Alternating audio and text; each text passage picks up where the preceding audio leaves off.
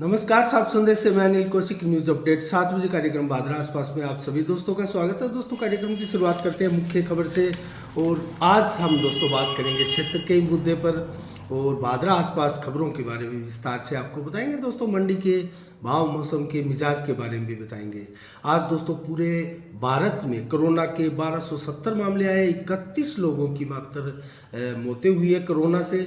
और आज 28 मार्च को क्या विशेष दिवस है, इसके ऊपर सबसे पहले आपको बताएं तो आज 28 मार्च को 2000 को जिम्बाब्वे के खिलाफ सबीना पार्क में टेस्ट मैच खेलते हुए वेस्ट इंडीज के कर्टनी वुल्स ने दोस्तों कपिल देव के 434 विकेटों के रिकॉर्ड को तोड़ा था और 435 विकेट लिए थे। तो आज ये खास दिन है। और 28 मार्च को आज के दिन 2015 में इंडिया ओपन प्रतियोगिता में दोस्तों सानिया नेहवाल ने विश्व वरीयता क्रम में नंबर 1 की विश्व खिलाड़ी होने का खिताब आज अर्जित किया था। इसके अलावा दोस्तों हरदेव जोशी जो कि राजस्थान के भूतपूर्व मुख्यमंत्री भी रहे हैं और 1995 में उनका आज के दिन निधन हुआ था। और बंसीलाल जो कि हरियाणा के पूर्व मुख्यमंत्री रहे हैं, 2006 को आज के दिन उनका भी निधन है।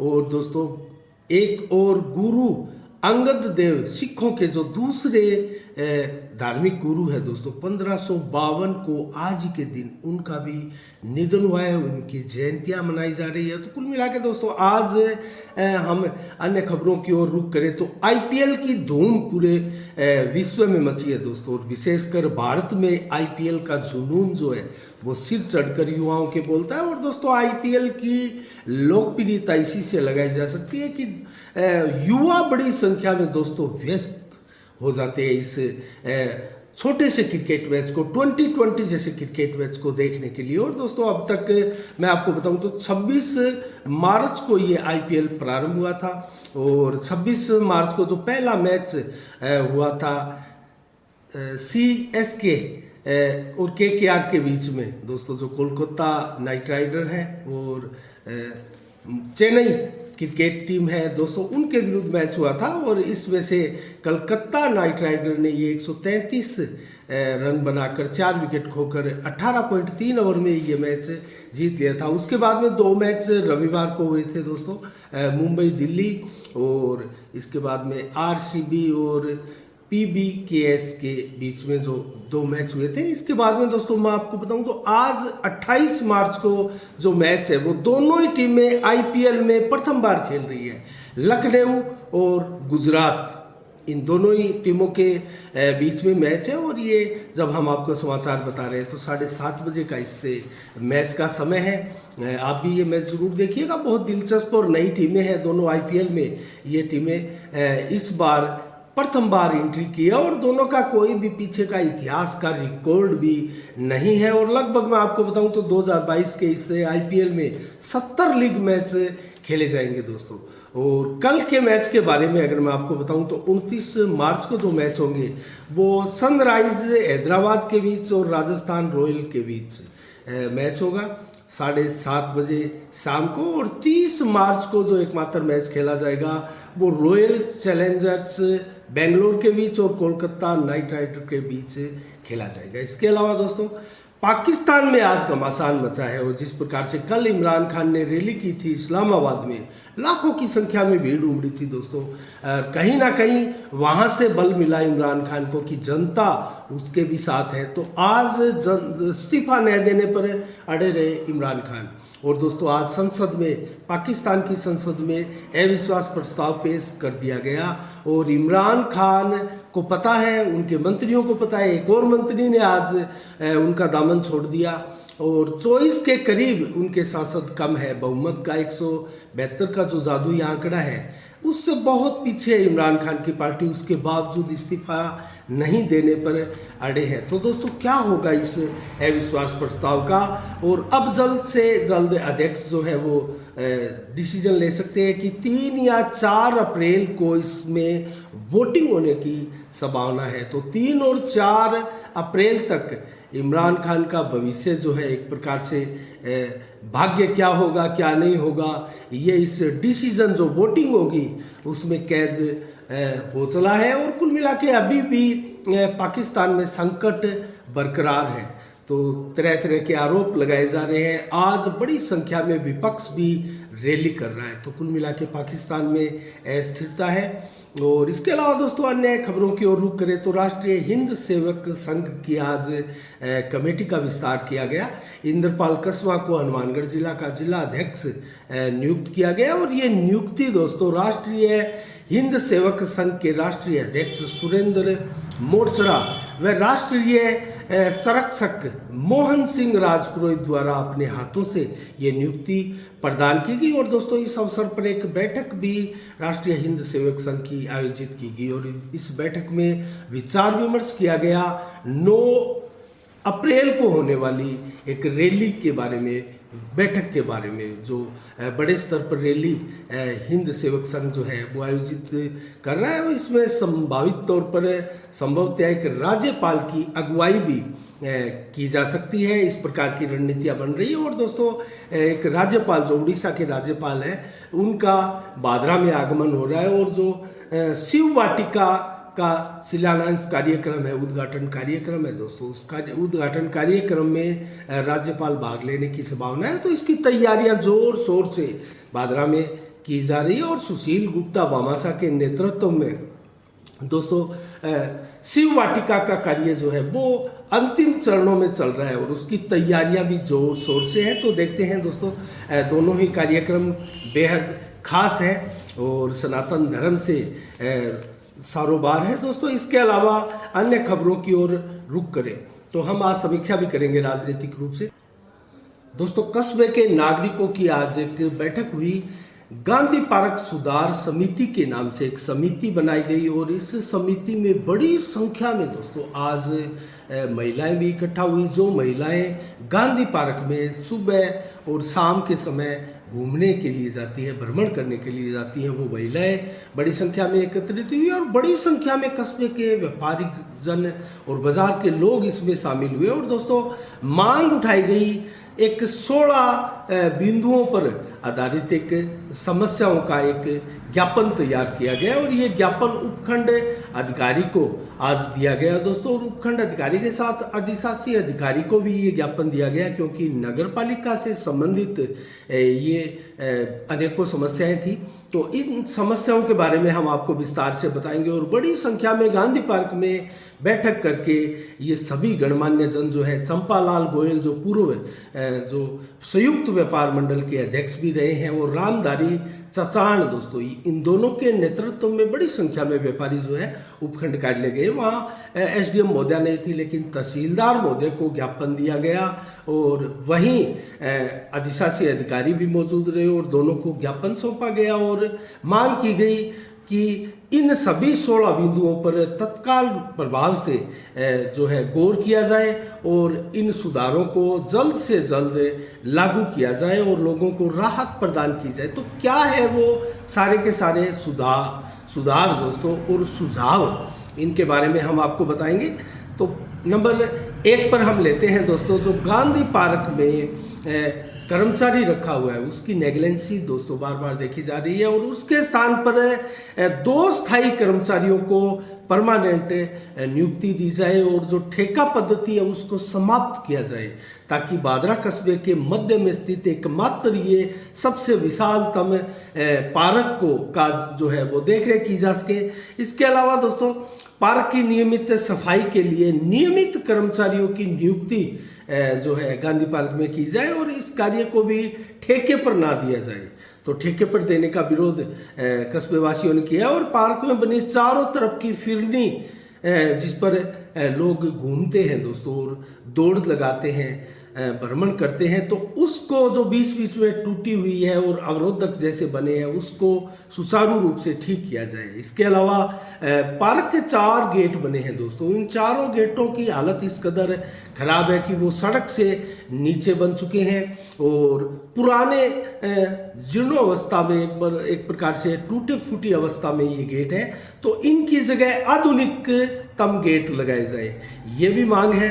और इसके अलावा दोस्तों चारों तरफ पार्क के जो ग्रिल लगी है दीवार के ऊपर, उस ग्रिल को भी दोस्तों बहुत सी जगह से टूटा हुआ देखा जा सकता है। तो इस ग्रिल को भी ठीक कराने की मांग की गई है। और पिछले काफ़ी समय से गांधी पार्क में समर्सिबल मोटर इंजन जो लगा है वो खराब पड़ा है, उसको भी दुरुस्त कराकर जो पेड़ पौधे वृक्ष आदि लगे हैं उनमें नियमित रूप से पानी लगाने की व्यवस्थाओं को सुचारू किया जाए। और पार्क में जो एक फुहारा बना हुआ है उसमें आमजन का पैसा भी लगा हुआ है, उसके बाद भी उसको चला नहीं पा रहे हैं और ठीक भी नहीं हो रहा है, तो वो काफ़ी समय से बंद पड़ा है, उसको सुचारू रूप से चलाया जाए, ये भी मांग है।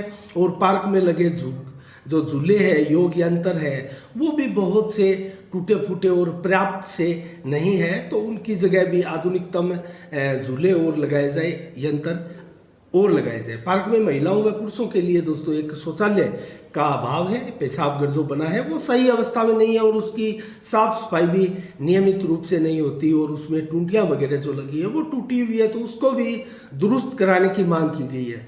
और 10वीं मांग जो कस्बा वासियों की है दोस्तों, वो आवारा पशु कुत्ते सुअर आदि का जमावड़ा पार्क में लग जाता है और पेड़ पौधों को उखाड़ दिया जाता है, उनमें जगह जगह खड्डे कर दिए जाते हैं और गंदगी है, तो उनको रोका जाए, उनका प्रवेश एक प्रकार से पार्क में बंद रखा जाए, उसके लिए व्यवस्थाएं की जाए। पार्क में बंदरों का आतंक भी दोस्तों सुबह शाम बना रहता है, तो बंदरों के लिए भी कोई स्थायी इस प्रकार से व्यवस्था की जाए, उसका समाधान किया जाए। और इतने बड़े पार्क में कहीं भी दोस्तों फूलदार पौधे नहीं है, तो ये भी मांग की गई कि फूलदार पौधे जो है मुख्य गेट के कोनों में खाली पड़ी जगहों में आदि फुलवारी के तरह लगाया जाए। और इतने बड़े पार्क में दोस्तों विद्युत पोल लगे हुए हैं जगह जगह, लेकिन उन पोलों पर लाइट नहीं है, लाइट की व्यवस्थाएं सुचारू रूप से और सही नहीं है, तो लाइटिंग की व्यवस्था को सही करने की भी मांग की गई। और पार्क में ऐसे कर्मचारी या माली लगाए जाए जो नियमित पौधों की देखभाल कर सके और उनमें पानी लगाए और चारों तरफ घास व अन्य किसी प्रकार के अवरोधक पौधों के दौरान आते हैं उनको दूर किया जा सके। और घास काटने की मशीन भी काफ़ी पुरानी हो चली है, तो ये भी नई घास काटने की मशीन गांधी पार्क के लिए उपलब्ध करवाई जाए, ये भी मांग है। और 16वीं और अंतिम मांग है कि पार्क में बनी प्याऊ की साफ सफाई और टूटियाँ जो खराब है उसको दुरुस्त किया जाए और पार्क की व्यवस्थाएं भी जो प्याऊ की व्यवस्था है वो भी दुरुस्त की जाए। तो ये 16 एकदम जायज़ मांगे हैं दोस्तों, सभी जो गांधी पार्क सुधार कमेटी के द्वारा की गई है दोस्तों आज।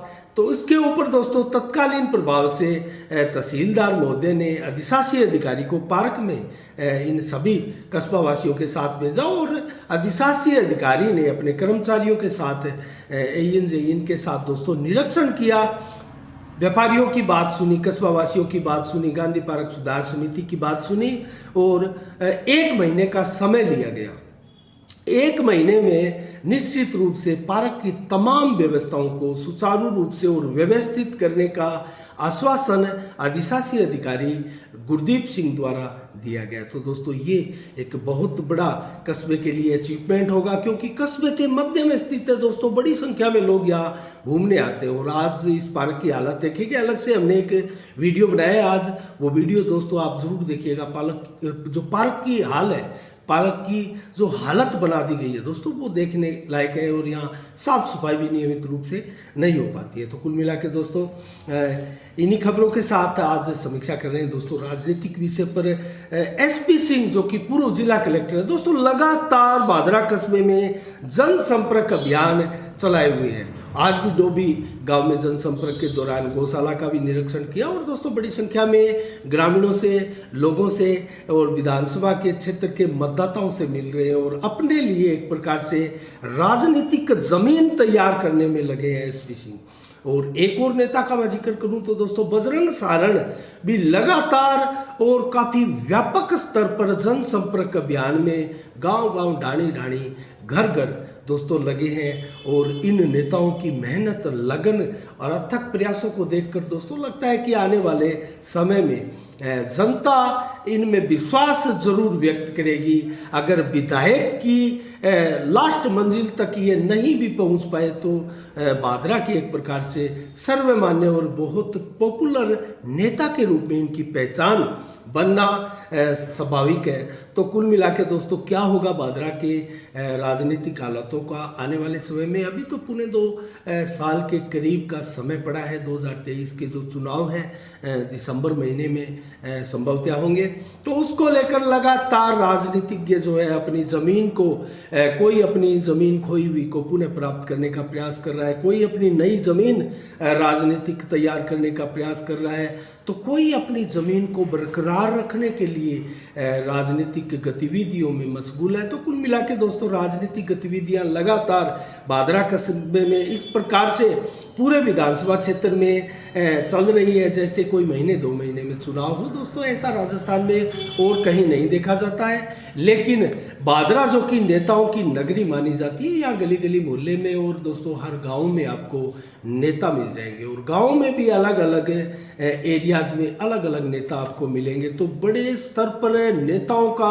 उत्पादन करने वाला एक प्रकार से बादरा विधानसभा क्षेत्र है, और यहाँ नेताओं की कमी नहीं है दोस्तों। सैकड़ों की संख्या में यहाँ नेता है, और जो विधानसभा की बातें करते हैं, राजस्थान की बातें करते हैं, और राजस्थान में पार्टियों में बड़े बड़े पदों की बातें करते हैं, और पूरे देश की नहीं पूरे विश्व की राजनीति की बातें करते हैं। तो कुल मिला के नेताओं को देखकर तो यही कहा जा सकता है कि नेताओं की नगरी है, और नेताओं का यहाँ जनसंपर्क ना हो और चुनावी अभियान 2 साल पहले यहाँ ना चले, तो इसके लिए कोई कारण नहीं है दोस्तों, क्योंकि नेताओं का काम तो नेतागिरी करना ही होता है। और कुल मिला के आने वाले समय में क्या होगी तस्वीर ये देखना बाकी है। तो जल्दी से हम आपको दोस्तों मौसम के मिजाज के बारे में बताएंगे, मंडी के भाव भी बताएंगे। इससे पहले एक खबर की ओर आपका ध्यान हम आकर्षित करेंगे दोस्तों, बादरा परिवार में दिल्ली एनसीआर की ओर। तो बादरा कस्बे के आसपास के लोग जो है दोस्तों दिल्ली जिनको अधिकांशतः जाना पड़ता है, उनके दिल्ली में प्रशासनिक कोई विद्यार्थी है या कोई रोजगार से संबंधित है या फिर कोई बीमारी के चलते अस्पतालों में या कहीं चिकित्सकों के पास दिखाने के लिए जाते हैं, तो बड़ी संख्या में ऐसे लोगों को परेशानियां झेलते हुए भी देखा जाता है। उनकी परेशानियों को मद्देनजर रखते हुए, ध्यान में रखते हुए एक संगठन बनाया गया है दोस्तों, जो कि बादरा प्रवासियों का संगठन है, और ये बादरा परिवार दिल्ली एनसीआर की बैठक के दौरान बना था, और दोस्तों जिसमें बादरा आसपास के क्षेत्रों को लिया गया, और वहाँ जो रहने वाले बादरा आसपास क्षेत्र के लोग हैं वो इसमें शामिल हुए। और इस संगठन का उद्देश्य हमने आपको बताया कि किसी प्रकार से बीमारियों से ग्रस्त लोग हैं उनको वहाँ रहने खाने पीने की व्यवस्था प्रदान करने के लिए ये संगठन बनाया दोस्तों, ताकि उनको किसी प्रकार की समस्याओं का से जूझना ना पड़े। रोजगार के लिए जा रहे युवा हो या विद्यार्थी हो, परीक्षार्थी हो या फिर किसी प्रशासनिक कार्य के लिए जाने वाले लोग हो, उन सभी को इस प्रकार की व्यवस्थाएं प्रदान की जाएगी। तो उसको लेकर दोस्तों रोहतास वर्मा कलाना के उनको अध्यक्ष बनाया गया है, जसवंत पुनिया बिरान के उनको उपाध्यक्ष बनाया गया है, कोषाध्यक्ष पद के ऊपर रोहित शर्मा छानीबड़ी और भारत नेगी को लगाया गया, और गुड़गांवा का पदभार दोस्तों सहदेव शर्मा को दिया गया, जबकि दिल्ली प्रभारी जयवीर गोदारा और विनोद ढाका को, और नोएडा प्रभारी भारत नेगी को, और सोशल मीडिया प्रभारी दोस्तों प्रदीप बेनीवाल जो कि बिरानी के हैं उनको लगाया गया, और वेबसाइट हेतु दोस्तों एक नियुक्ति की गई है नवीन बेनीवाल की, और संस्था के रजिस्ट्रेशन आदि का कार्य भी संदीप जांगड़ा को सौंपा गया है। और दोस्तों इस बैठक के दौरान जो कोरोना काल में अच्छा उत्कृष्ट प्रदर्शन करने वाले लोग हैं उनको सम्मानित भी किया गया। उनमें से दिल्ली पुलिस का एक सिपाही भी है कुलदीप कड़वासरा, और सुभाष चंद्र है कलाना के, उनको सम्मानित किया गया। और दोस्तों इस बैठक का उद्देश्य हमने आपको बताया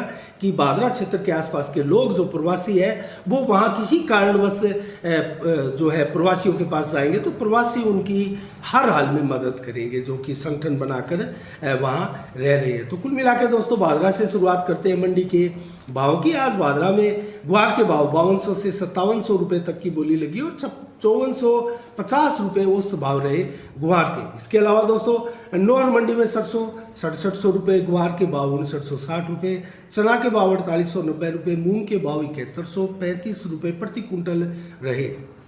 आदमपुर मंडी में दोस्तों नरमा 11,592 रुपये प्रति कुंटल रहा। दोस्तों नरमा में एकाएक बहुत जबरदस्त तेजी देखी जा रही है, और जहां भी देखें आप नरमा की कीमतें लगातार बढ़ती जा रही है, और 12,000 का आंकड़ा आज नरमा की कीमतों ने छुआ है। दोस्तों ये किसानों के लिए बेहद खुशी की बात है, और किसानों के निश्चित रूप से इससे चेहरे जो है वो खिल चुके होंगे। और सरसा मंडी के भाव नरमा के बताऊं तो 11,680, पहली बार दोस्तों इतने भाव आए हैं। और कपास के भाव 8,012 रुपये और सरसों के भाव 6581 रुपये। इलाहाबाद मंडी में नरमा 11,621, फतेहाबाद मंडी में नरमा सर्वाधिक आज के भाव 12,222 रुपये फतेहाबाद मंडी में नरमे के रहे दोस्तों। और संगरिया मंडी में 11,913 नरमे के भाव रहे। आबोर मंडी में नरमा 12,200 के भाव रहे। जबकि बरवाड़ा मंडी में नरमा 11,500 और भुना मंडी में नरमा मात्र 9116 ही रहा। लेकिन सरसों के भाव 6651 रहे। हनुमानगढ़ मंडी में नरमा 12,005 के भाव रहे। हनुमानगढ़ जिले में लगभग मंडियों में नरमे के भाव में बहुत तेजी देखी जा रही है। और कागदाना में सरसों के भाव 6650, गोलूवाला में सरसों के भाव 6652 रहे। जबकि दोस्तों मौसम के मिजाज के बारे में बात करें तो आज 28 मार्च को 41% दोस्तों सेंटीग्रेड तापमान जो है वो रहा। इसमें बढ़ोतरी है। और दोस्तों 40% से अधिक टेम्परेचर आज नोट किया गया और काफ़ी गर्मी का दिन रहा। पूरे दिन तपत रही। 14 से 18 किलोमीटर की रफ्तार से हवाएं चली। बादल बिल्कुल नहीं थे। शाम को भी नहीं होने वाले हैं, रात को भी नहीं होने वाले हैं। कल भी दिन भर बादल बिल्कुल नहीं होंगे और रात्रि को भी बादल बिल्कुल नहीं होंगे। कल भी पूरे दिन भर मौसम साफ रहेगा। लेकिन टेम्परेचर कल 29 मार्च को कैसा रहेगा? 25 से 37 डिग्री टेम्परेचर सुबह रहेगा। 39 से 41 डिग्री टेम्परेचर, अर्थात कल भी गर्मी पूरी रहने वाली है। और शाम को 33 से 39 डिग्री, 18 से 22 किलोमीटर की रफ्तार से हवाएं चलेगी। और रात्रि को 26 से 31 डिग्री टेम्परेचर रहेगा। 14 से 18 किलोमीटर की रफ्तार से रात्रि को भी हवाएं चलेगी। बादल हमने बताया कल भी बिल्कुल नहीं रहने वाले हैं। तो मौसम दोस्तों कल दिन भर और रात्रि को भी बिल्कुल साफ सुथरा रहने वाला है। गर्मी अब बढ़ने लगी है। और दोस्तों गर्मी के समय में पक्षियों का विशेष रूप से आप सभी ध्यान रखें और अपने घरों की छतों पर दोस्तों परिंदे बांधे। पानी जो है बर्तन है, बर्तनों में पानी रखें पक्षियों के लिए। पक्षियों को पानी की गर्मियों में विशेष आवश्यकता पड़ती है दोस्तों। आजकल नदियाँ, जोड़े आदि ये नहीं है। और जोड़े जो पर्याप्त पहले होते थे दोस्तों, वो सारे के सारे जोड़े आजकल कब्जे में एक प्रकार से अतिक्रमण में चले गए। वहाँ बस्तियाँ बस चुकी है। लेकिन पानी के लिए पक्षियों को बहुत दूर दूर तक और मशक्कत करनी पड़ती है। तो आप सभी पुण्य के भागीदार बने और अपने घरों की छतों पर पानी के बर्तनों में पानी छोड़े पक्षियों के लिए और दानों की भी व्यवस्था करें उनके लिए। तो बहुत बहुत आज के लिए इतना ही दोस्तों कार्यक्रम है 7 बजे में। और कल ठीक शाम 7 बजे ठीक फिर आपसे रूबरू होंगे नई खबरों के साथ, नई समीक्षा के साथ। तब तक के लिए दोस्तों आप अपना बहुत बहुत ख्याल रखिएगा। मुझे दीजिएगा इजाज़त। साफ संदेश से मैं अनिल कौशिक। नमस्कार। जय भारत, जय जय राजस्थान।